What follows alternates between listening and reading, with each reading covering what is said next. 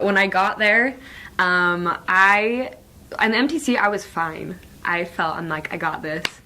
And I remember some girls in my district were a little nervous, and I was like, oh, like, we'll be fine. And we always will be. But I got there, and my trainer she was about 24. She was from Mexico and didn't speak any English. She was a lot shorter than me, so we looked really funny. And when I got there, I was just so confused with what was happening. My president didn't speak Spanish at the time. He's been learning this whole time, and he's doing great. But I felt pretty lost when I first got there. I got there with 2 other American sisters. And then my first couple weeks were really hard. Those were probably the hardest weeks of my mission. Just not being able to communicate really, feeling really alone. But that's when I gained a testimony of the Spirit as the comforter. To remember I wasn't alone, and I could feel that, and I would pray so hard every day just to help me remember the Spirit and that it was with me. But they were really hard. My trainer was super patient with me. We did a lot of hand motions to communicate, and just with time we were able to communicate more and more, and I just followed her, and I learned that to share the gospel you don't always need words. And I definitely learned that because sometimes I didn't have them, even though I wanted them really bad. But people don't care how much you know until they know how much you care. Everyone hears that, and it's true. And you don't have to be perfect at the language to do that. The mission is really big for Mexico. It's a big mission. It covers 3 states. And the Aguascalientes mission is a mission that does not give up. Ever. It was hard finding people to commit, but when you found them, and they really accept it, and there are people ready there. There really are. Sometimes you feel like there aren't, and I'm sure that's with every mission. Sometimes you're like, oh, there's no one here, but there are, and it's your job to find them.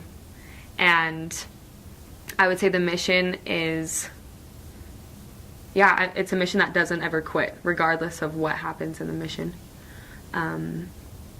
My president was very good with us and very positive, and same with our leaders. And the Aguascalientes mission it's the best mission. It's the best mission because it was my mission. My president always said that. And it's what you make it. So, but that mission's a fighter. It's a fighter mission. And it just keeps going. And it won't ever stop. And the Lord is assisting, or we're assisting the Lord, in His work. And the missions are really fun. It's a very focused mission. And very, my president was strict, but strict in his counsel. He was like a father, telling us what to do, but telling us to do it for, like using our own agency. Does that make sense? So he counseled us in what to do and encouraged us to do that. Never made us do anything, right? But he was just like a father. He just counseled us all the way through. And you could talk to him at any time. And the mission it's like a school for life. And so I would say that the Aguascalientes mission is like that. And it has really hardworking missionaries. And that they're there to find the people that are searching for the gospel. So my first area I served in was actually the area of the mission home. It was called Colinas, and I was in Colinas Dos, or I guess I was in both for a little bit, but Colinas Uno. And then and that area was kind of like a suburb area of Mexico.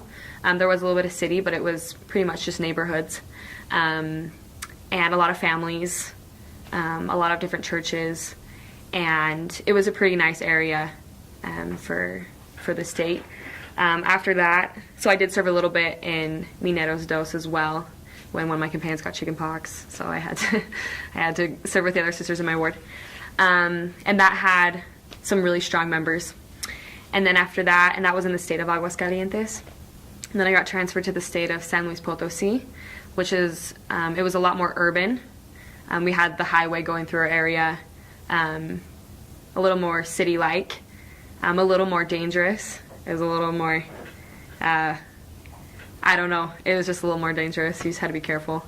But there, the ward was pretty small, and that was a little bit tough, that area, but I was there for a while. But it was really fun. You saw people from people that were pretty wealthy to, you know, people that live in little concrete homes. So you see everything, and within the ward itself, it's like that. But I would say every one of my areas was like that. And then that area was so fun. I loved that area, and I was there for a while. And we had to switch houses meanwhile, and it was just really, it was good. And we walked to church every Sunday, and there were multiple wards there, same in Aguascalientes. And then after that, I got transferred to Mineros in Zacatecas. I love Zacatecas. I was there for about 8-9 months, my mission.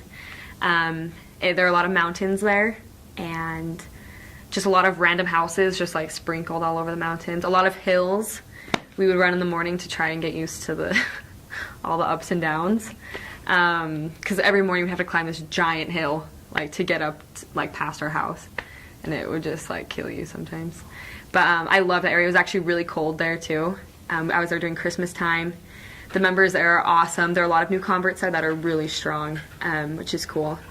And I would say something interesting about Zacatecas is at one point there were a lot of members that were getting baptized, and then after that it kind of like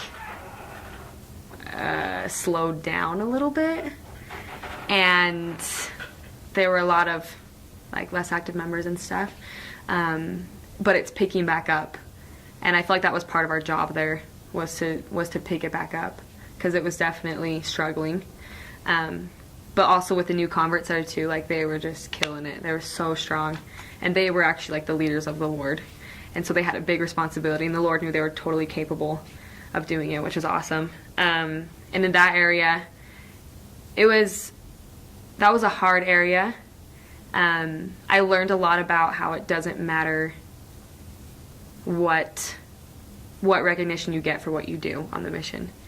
I would almost always leave right before maybe someone got baptized or something big happened, and I definitely needed to learn that, but I learned that it doesn't matter, and I had the opportunity to play a little part in a lot of different conversion stories, which is awesome.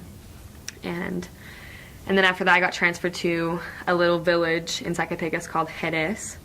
Total cowboy village, just sombreros and giant horses and boys in mariachi costumes and music. We would go to bed and we would hear like this band music coming from the street always. And that was a really fun area. It was a big village, but it was cut in half. The elders had one side, we had the other side. It was one ward there. And we would have a ton of other villages actually too that we would have to travel to. If there was a ton of work there, we would travel and then come back. And it was really spread out from the mission. We'd have to travel to go to meetings and stuff like that. But I loved that area. It was so fun. You'd cross rivers to get to where you needed to go, and you saw animals all the time, and it was really, really fun. Kind of a crazy town. A lot of alcohol, a lot of things you don't want to see. But it's a very amazing town, very historical too. It's a very pretty place. And I was there when it was a little bit hotter. And you'd see donkeys, and some areas were really consecrated with a lot of houses, and then some areas it was just like a giant field, and there would be like 3, and you just get to go talk to them. It's so fun. I love that area so much. And then after that, right before I went home, I got transferred back to Aguascalientes to an area called Morelos, and I finished there. And that ward is so strong there. It's a huge ward. I think there are like 3 set of missionaries when I was there, and it was such a good ward. And in our area, they had just opened it, if I remember right, not too long ago. And it was kind of struggling. So we were just finding people a ton, always right before I left. And the bishop was awesome there.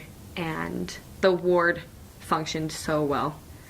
And after being in some other wards that we were kind of helping put back the pieces together, after being in Morelos, I was like, oh my gosh, like, we're gonna be fine. Like, there are members that are just on top of things, and when they work together, it makes a huge difference.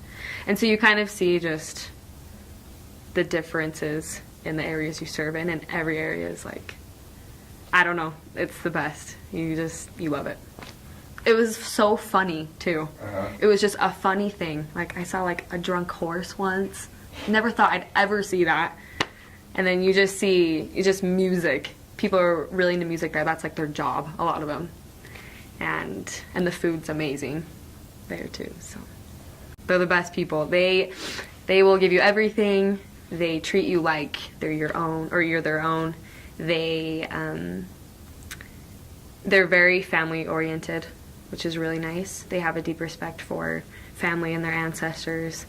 They're very laid back. They're very hard workers too. They're very good with their hands, and they build things, and they stick to it, and they fight for their families. So they can have very strong values, just like here. You know, sometimes we do, sometimes we don't.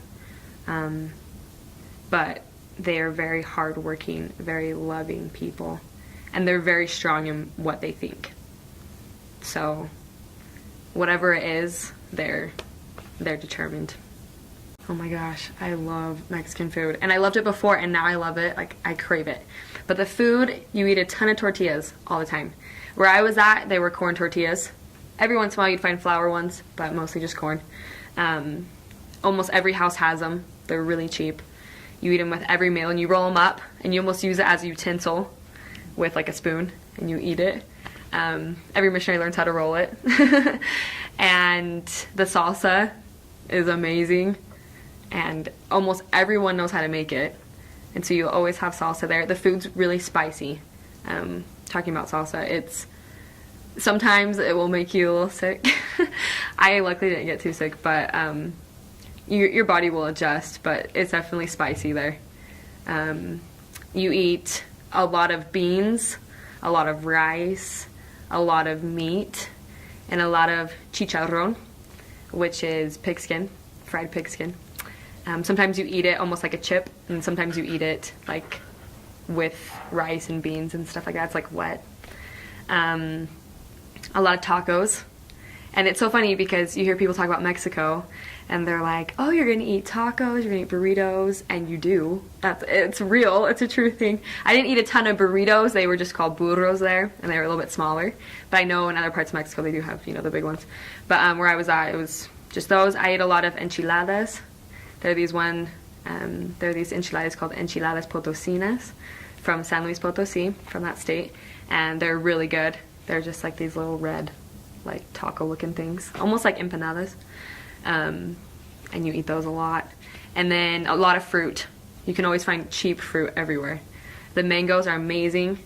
The guayabas are insane, little yellow fruit, and you eat all of it, and it's so good. An interesting food from there, fruit, they're called tunas, and they grow on top of the cactus. So they're like these little bulbs, and then there's the flower, and that little part is what you eat. So they take off the skin, all the pokey things, they cut it open, and it's almost like the consistency of honeydew, but it has a ton of seeds in it, and you just eat everything. And it's really good. And those are in season. I can't remember when it is, but every once in a while. And then they also make these things called agua frescas, where they take fruit and water and put it in a blender. They use blenders for everything there. And they mix it up with sugar. And they'll do it with cantaloupe, they'll do it with watermelon, they'll do it with guayaba, tunas, all that stuff. And it's so good. And people make that all the time. And you'll even end up making it. And then, oh, the dessert is really good. Oh, the bread. That's what I wanted to talk about. They have bakeries on every corner, basically, and the bread's really cheap and it's really good. It's not as sweet as here. They call it sweet bread. Americans definitely eat sweeter, and all my companions told me that. They're like, you eat so sweet. And you can get like chocolate bread. You can get these things called conchas that are like a circular bread with like powder on top.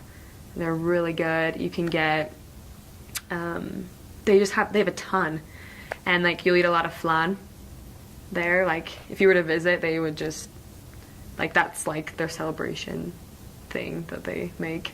And you can also buy it like in a cup at the store. They eat a ton of Jello, a lot of like fruit salad with yogurt, or sorry, not yogurt, with it's called lechera. It's like condensed milk, and they'll put like marshmallows in there and like mix it up with apples and nuts. It's really good. They just like take a lot of ingredients and just make things, and it's almost like the same ingredients but just put together in different ways. And the food is, I think there was one time I ate something that I didn't like, and it was chicharrón de pollo, which is kind of random, but yeah, I didn't really like that. But everything else was so good. And then there's this one food that I actually never got offered, but it was called menudo, and it's just the inside of a cow in a soup. I hear a lot of missionaries that got offered that, but I never did. And then there's one more soup called pozole. That's amazing. It's like pieces of corn, and then you put in like avocado, and you put in lettuce, and you put in just like typical Mexican ingredients, and you eat it with a tostada, and it's amazing. And then, yeah, and then like a typical meal, you will walk in usually and they'll give you soup, a bowl of soup, usually some type of like vegetable soup, or there'll be like these little, like, like little noodles in like red tomato soup, and you'll eat that, and then they'll like give you tortillas, and then after that they'll bring out like the big plate that has, you know, whatever they made for you. And then usually they'll ask you if you want more, and you do. And then they'll take it and they'll fill it back up and bring it. So always plan on eating about 2 plates, and then you eat it again, and then they take it back and they ask you again, and then you're pretty much good to say, no, I'm full. And then they bring out usually some type of dessert, and sometimes they'll just be fruit. They'll just give you like a banana. It's so good, the food. I could go on and on about the food. But you don't need as much as you think. And I remember like I bought a ton of stuff thinking that I was like, oh, it looks so cute. You just like don't care as much. You want to look presentable because you're presenting the Lord, you know what I mean? And so you get ready and you look nice, but it's not the same as living in your home area, I would say. I mean, for me personally, because the culture is just different too. It depends where you're coming from as well, but you don't need as much as you think, because transfers will be really difficult if you have a ton of stuff. But just pack what the packet tells you to pack. And I remember I bought like 4 pairs of shoes, and they weren't comfy enough to walk, and my mom ended up sending me one that I wore, like a pair that I wore every single day. And then those ran out, and I asked for new ones, like of the same shoe, and just used those 2 shoes like my whole mission. Except when it was rainy, I bought some rain boots there because it was just ridiculous, because it gets really cold and it gets really wet. I remember the packet told me to bring a coat, and I was like, it's Mexico. No, you will need a coat. You will definitely need a coat, because it gets pretty cold. But I would just say pack only what you need, and pack conservatively. You just want to blend in, you know, like you don't want to look like you're not supposed to be there. Does that make sense? And also, I packed clothes I didn't have to iron, which was the best, because we would dry them on clotheslines outside, and so unless you went to like a laundromat and they would do it for you, which you could do, but that would cost you money. But that was actually like a tip that I would give any sister, because sometimes like you learn to get really, really fast in the morning, because you don't have time, you know, to, you know, do everything very well. At least for me, maybe I'm just slowpoke, but yeah, so I would just say pack lightly, pack just what you need, and plus you'll get stuff there too. Just sometimes people will give you stuff, or you'll trade with a companion, so you end up with a lot of stuff anyway, or just notes from people, and you want room for those things that really matter. And then, yeah, I mean, at the end, you kind of give away a lot of stuff, like all my clothes. You don't, I don't know, you don't need them. But I think on the mission you realize you don't care as much about those things as you did. And it's a good feeling. Okay, so the mission has seasons. Mostly it's like pretty hot and then pretty cold. There are some in-betweens, but they're pretty quick. The weather, it gets really, really hot in the summer though. I remember just make sure you put on sunscreen because I would get burned all the time. And then also, because of that, there are a lot of mosquitoes too. And I know a lot of sisters that wore tan nylons. And I wish I would have done that more because I have little scars now, which kind of stinks. But there are a lot of bugs, and because of the weather conditions. And then in the winter, the bugs go away. You don't really see them as much. So in the summer, it's really hot. And in the winter, it gets really cold. Like, you'll want to wear tights. You'll want to have your coat on, scarf, hat. I mean, I remember members that would make us little hats to keep ourselves warm. And then also, you'll need just like, I don't know, I would say a lot of skirts and not as many, a lot of tops, not as many skirts, because the weather does change. Skirts always stay the same, but your tops can be like long sleeve, short sleeve, however. I remember though in Zacatecas, it had snowed there before and the people loved it. And I remember when I went there, it started hailing, and that was pretty crazy. It was really weird too because I hadn't seen that in a really long time. And I remember it was just hailing like crazy. And I remember sometimes we would just be walking down the street and it would just start pouring rain. And we didn't bring our umbrella, so we'd go under the tree and kind of like sit there for a second. And then, but sometimes if it lasted a while, we just didn't care. You just keep going. And so that was kind of crazy. But besides that, nothing too, like no hurricanes, no earthquakes happened while I was there. So it was just like a lot of rain, hail, and then just a lot of sun. So temporarily, I unpacked my stuff. I made my home my own. We bought like a candle, and I put all my clothes away. I listened to music I liked from the church that we could listen to. I used to make food from home, which really helped. And then I'd share with my companion, which was really fun. She didn't always like it, but sometimes she did. And then I just made sure that I made my companion my family, and knowing that her family was depending on me for her, as well as my family was depending on her for me. And so I made her my focus.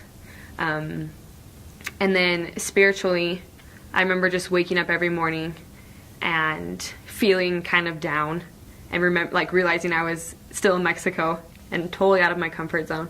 And I would pray really hard that the Spirit would be with me, and that I could feel it, and that I could share it. And just reading my scriptures, I'd read them in English and Spanish, because sometimes with the Spanish I couldn't understand it, and so I would read in English and then look at it in Spanish, and that was a big comfort to me to have a little bit of English there. I also said my prayers in English and Spanish. But I think spiritually you just learn to rely on the Lord completely, because it's just you. And when you don't know your companion that well, it can feel really lonely. You feel like someone just kind of picked you up and dropped you like in a country, and you're like, okay, well, here we go. But you learn the Lord becomes your best friend, and he stays your best friend if you let him. And you feel like a team. And then that's when you realize that you're not alone. And that's when you realize that you can do very hard things, because you have him always. One time we were in Zacatecas in the mountains, and we would always get lost because there were no streets up on these mountains, and there were just weeds everywhere and cactus, and a lot of times we would get lost, especially because we opened the area. And then we were constantly leaving because we were doing exchanges, and so we didn't know our area like super well. And one time we were lost, and there were dogs that would just bark and like chase us around. And one time we got really freaked out because these dogs were following us, and so we went up to this ledge of the mountain, and we're just sitting there, and these dogs are just like coming in on us. And my companion is panicking. She was from Guatemala, and she was like, I don't like this, like they're gonna come eat us. And I'm freaking out, you know, trying to be tough, like we'll be fine, but I'm like really worried. And so we look over, and she had dropped her scarf on the ground, and the dog had like put it in its mouth. And so we were panicking. We were like, well, what do we do? And so I remember that I had chocolate in my backpack, and they had pretty good chocolate there. And I had one from something we just bought at the store, I don't remember. And I remember like pulling it out and like breaking it apart and like chucking it, and the dog like didn't really care at first, and we were like, well, what do we do? And then I remember like I threw a little bit more, and then the dogs like kind of just got bored of us and like went over to the chocolate, and we just like booked it, and like we never went over there again. We would find a different way because it was like so scary. But with the dogs, they're all over the place. Every area I was in, they had a ton of dogs. I remember we were teaching a family in Jerez, and it was a single mother, and she had, I think she had about 4 kids, and one of her daughters had a baby as well, and so it was a really full house. And she was talking about how her back was hurting her, and I had been in the mission a pretty long time by this point, but still sometimes the words slip and you don't remember what word you're supposed to say in a situation. And she said that her back was hurting her, and I remember that my dad had always he had back problems, and he would always do stretches before he went to bed. And I remember I was like, oh, I'm gonna ask her if she's like stretched, and if she's done stretching, which is estiramiento. And I was like, so I tried to ask her, but I forgot the word right as I was about to say it. And so I turned to my companion, who spoke a little bit of English, and she said, wait, what do you, like, she was kind of like, what are you trying to say? And I was like, it's like like something like that. And she's like, oh, estreñada, which is constipated. And so I was like, hermana, ¿estás estreñada? And she was like, what? And I was like, and I looked at my companion like that wasn't the right word, and they just busted up laughing. And I was like, no, I mean, have you done stretching? Like, has hecho estiramiento? And then she was like, oh, no, I haven't. But that was a pretty funny thing. And I remember, like, I had been out in the mission for over a year, and I still, like, the word slipped. I looked at my companion, and she was trying her hardest to help me. She thought that's what I wanted to say. But they're very open about that stuff. There's no shame. And so I said it, and they were just, like, cracking up. That was pretty funny. Cleaning. I learned how to mop like crazy because there's just tile everywhere. I learned how to wash clothes really well, which is nice. But I think I learned that you can go anywhere in the world, and A, the gospel's the same, and B, with Heavenly Father, you can live there, and you can learn the language. And I think that's really cool, that you can, after having lived there, I feel like I could go anywhere and be able to like live there and actually function and make friends and all that kind of stuff. And so I learned how to do that and learned how to cook Mexican food, which is always a bonus. And I think a lot of people skills. You learn how to communicate with people. And I mean, I guess that's not just temporal, but yeah, you learn how to use maps, you learn how to use buses, you learn how to walk really fast, and you learn how to use your money wisely to be on time with meetings and with rent and with paying for electricity and water and all that kind of stuff. So you learn how to manage finances and to live with what you have and not be worried about what you don't have. One time my companion and I, we were in Zacatecas, and there was a Walmart that was like pretty far away, but we could take a bus on P-Day and we could go to the Walmart. And so one P-Day we planned out, it would take like the whole day basically to like get on the bus, get there, buy, come back, like it took so long. And so one day we were like, we're gonna go to Walmart. And my companion was from Mexico, and so we get on the bus, and the bus ride was pretty long. We go to Walmart, we get like all this stuff at Walmart, and we kind of like saved up to go to Walmart because we were like, Walmart's gonna be sweet. So we go to Walmart, and we're like talking to people and stuff, and we get on the bus, and like no one had really like shown interest with people we're contacting. We get off the bus, and we have all these bags, and we're trying to call a taxi to take us from the bus stop to our house. You take a ton of taxis, but you can contact every person that you're in a taxi with, so that's awesome. But I remember there was this dog that was running, and there was a guy on his bike behind him, and the dog had this huge tongue that was just like flailing, and he was running so fast, and the guy behind him's just like running, and we see the dog pass us, and we're like, whoa, that was a big dog. And there's this guy on the bike behind him in a beanie and like glasses, and he was going behind him, and then he turned around and like came back to us and was like, hey, like, who are you guys? And super nice guy. And I remember he looked a little rugged when we first met him. You know, just a lot of tattoos and stuff, and he had like this black beanie on with the glasses, all like wearing all black, and just on this bike. And so we told him, and he's like, I want my daughter to be like you guys one day. He had a little girl that was, I think she was about 4, and we were just like, who is this guy? Like, where did he come from? His name was Carlos. And we've been searching that area for, just working with some investigators that just weren't quite ready, and it was getting really frustrating.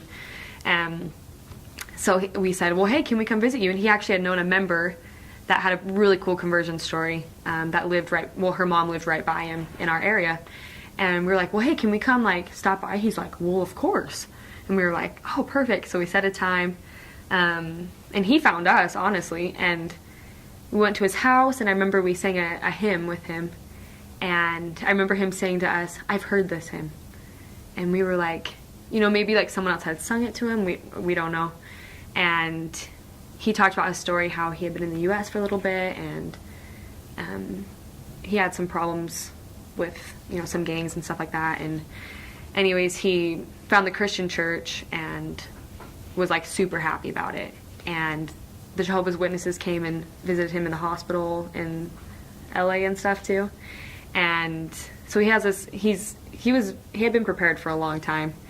Anyways, he ends up back in Mexico, and we're talking to him, and he actually served in the army in Mexico too. Really cool guy. And he was just so eager to learn, and the Spirit was just crazy with him all the time. And he was such an inspired man. He was so sensitive to the Spirit. And he was a single dad. His wife had left him a while ago, and he lived with his mom and then some of his sisters. But he just wanted to do good, always. And when we explained to him everything, he was just so excited all the time. And I remember he came to church one week, and he had cut his hair. Well, he had it in a ponytail for a little bit, and he wore like these cowboy boots, like these giant boots, this big buckle, and he brought his daughter, whose name was Carla, so Carlos and Carla, and they would come to church. And but I remember when we told him about Joseph Smith, he kind of paused, and we showed him a picture, and he was like, I've seen that guy before. And we were like, what? Like, where did you see him? You know, no, we didn't say that, but we were like, wait, really? And he's like, I dreamt about him. And we were just like, well, because he was trying to figure out if it was true or not. And he'd been praying about it, and he's like, oh, I had a dream about it. And we were like, you did? And he was like, yeah. And so he was just like receiving so many promptings to just to keep learning, and then to eventually get baptized. And he just kept going. I actually got transferred as we were finishing up the lessons, and he had some struggles, obviously, but they just kept talking to him, and the sisters kept teaching him. And I would see him at like general conference, because I was in Jerez, but our stake was Zacatecas, so I would come for like general conference, and I'd see him, and he had cut his hair like shorter, and he was just like changing a ton. And then he saw Meet the Mormons, and he said, I want to be just like them, like all the people on the show. And he was, oh my gosh, he was the best. And so I think with him, and then just learning that, later I would ask the sisters about him all the time, and they would say, like, oh, he's doing well, his family is not too keen on the idea. However, when he did get baptized, they said that he came alone with his daughter to his baptism, And then his mom walked in and sat down. And his mom was a really good lady. She didn't really like the idea of him joining another church, but she came in. And I remember when the sisters told me that, I just felt so happy inside. And I remember just being like, okay, everything's always going to be okay. And he's going to be okay too. And I still talk to him. Like, we'll like talk on Facebook or WhatsApp. And we'll talk all the time. And he's just the kindest guy. And I think that taught me a lot. And I feel like just the fact that I met him was a spiritual experience. And that he taught me way more than we taught him. And I don't know, you just meet people that you just never forget. And you just constantly think about them and you're worried about them and you're like, how are they doing? Or how, I don't know, like what's happened in their lives. And a piece of your heart just kind of like aches in a good way. It's a blessing that the Lord lets us feel those things on the mission. Just like that they have a little piece of you and you just want to see them like so bad and just see how everything's going. But I think just that whole process just taught me a lot. And that whole thing was a spiritual experience for me. So missionaries that are going out, just remember you can do it. You are capable of serving a mission for the Lord. Be prepared to change. I think that's the biggest thing. You will change so much, and the Lord will change your heart if you let Him. And it all depends on you. If you want a good mission, you'll have a good mission. If you want to be happy, you will be happy. If you want to learn, you will learn. It depends on you and what you want to get out of your mission. The Lord does not leave His missionaries alone, and He's very mindful of them all the time. And the mission it's the hardest thing you'll ever do. Well, for me it was. As of right now, it's a very hard thing. I can't say the hardest for everyone, right? But it's a very hard thing, but it is totally worth it. I would also say just get the most out of your mission, always. Learn the gospel, live it yourself so that you can teach other people. And just be excited about the work. It's a very, it will bless the rest of your life. And it will teach you things that you need to be taught in that moment. And I know that I don't know where I would be if I hadn't served my mission. Personally, I needed it when I needed it. And I still use principles I learned from it all the time. And yeah, I would just say good luck and have fun. And listen to the Spirit, because it always knows best. And go get 'em.